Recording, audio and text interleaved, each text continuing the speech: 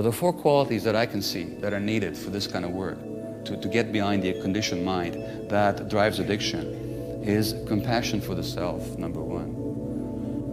And compassion is so lacking in a society, and particularly compassion for the self is so lacking in this society. The epidemic of cosmetic surgery, it's a massive epidemic of lack of self-compassion. People just cannot accept themselves the way they are. And of course society says, and you shouldn't accept yourself the way you are, because you're not good enough. But people say to me sometimes in workshops, you know, I've never loved myself. I can't love myself for a second. And that's because they don't see love when they see it. Because they think that love, self-love is some kind of emotion. They think that for self-love, I mean, how many of you think that you don't love yourself? Have you had that experience of not loving yourself? Yeah? You know? Well, the fact is, if you didn't love yourself, what the heck are you doing here? The very fact that you're here means that you love yourself. Because something about this topic said to you that there's a possibility of transformation. There's a possibility of being human, and by being human, all I mean is being comfortable in your own skin as you are. There's a possibility of that, and I'm worth it enough that I'll take myself to this event and see if I can learn something that'll help me get there. That already is self-love. So in other words, self-love doesn't have to show up in terms of gooey emotions or some kind of a warm-hearted regard for the self. But you know, when I look at it, knock on wood, and I'll acknowledge myself, I've done a lot of things that have supported my learning. That's self-love. And that's all I mean, is some compassion. That there's something else is possible, and that you're worth that possibility.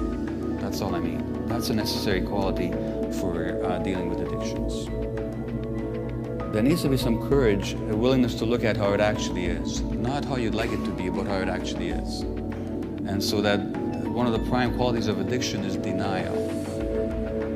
So that the people that are addicted to profit, they will actually deny that the arboreal oil sands are going to pollute the environment. I mean, the evidence is clear from people who have worked on the project. But not to see that, and it's not just that they're denying it, it's not that just they know it and they deny it. They actually make themselves believe that it's not going to happen. That's the addicted mind. So in order to get over addiction, you have to actually have the courage to look at how things actually are inside here. And finally, you have to disidentify from the experience. Now, when somebody stands up at an AA meeting, and I am very much in favor of the 12 steps, this is not a knock on the 12 steps, but when somebody says, I'm so-and-so and I'm an alcoholic,